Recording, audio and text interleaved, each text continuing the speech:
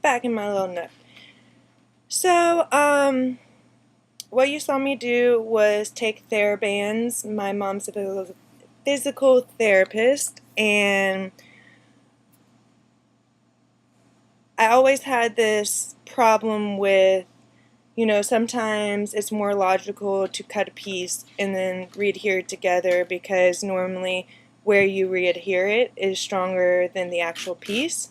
So if you're creating a piece and there's this, Will's head's right here and the thing's at an angle going into it, that's going to be a weak point. I don't want that to be a weak point. So I cut it off, knowing that I was going to attach it together, because after that, that's the strongest point. So what I do, when I was going to school, they told me to, basically you would take kind of like a clamp, and then you would take cardboard and paper towels and thicken it up so that when you put the clamp on it, you're not breaking your clay body. But I was just like, there's got to be a better way to clamp these pieces, because that freaks me out. I don't want to put a metal clamp on ceramic. It's just, I didn't want to do that. So I guess art's all about figuring alternative ways of doing everything. So I was just like, what do I use? Tape doesn't really do it. I have used tape in certain spots for extra support, but never for an actual clamp. So I was just like, the idea of tape that you can wrap around that's gonna give enough but hold enough. And I was like, oh, my mom has TheraBands. So it's what you use to build your strength up, and there's all different strengths of TheraBand too. So you can use the right strength for the angle that you're using. Sometimes I'll have to use different strengths at different angles on the same piece to make sure that it's all attaching so that it's very, very secure, because you don't want anything to break, because you got to fix that. If anyone comes with you with a piece and they're like, oh, it's broken, you're just like, I feel stupid. So that hasn't happened yet.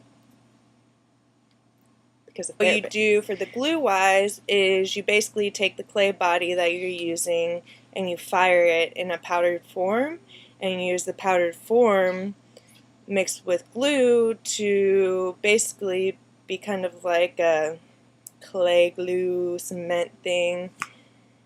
Best thing I've ever learned in school. Keith, thank you for that. That was just like genius idea, because really it's the best thing. I mean, with woodworking you kind of want to use the same wood body that you're using with glue if you're filling in a crack, because then when you're sanding it, it's going to be the same.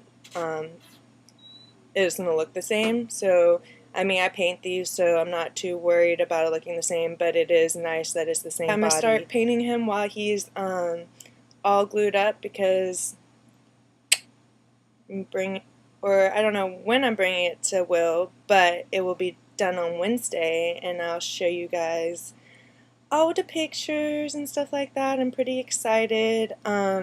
I thought about the surface technique when I was thinking about Will's piece. Like, I really loved how he did like a black and white kind of effect to it with different colored pieces inside of it with the glass to give it kind of some dimension. So I'm probably going to paint it with that idea in mind.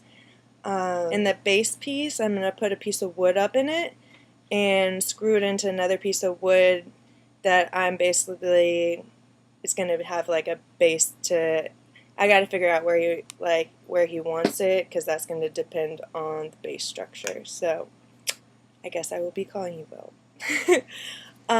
So for now, I will start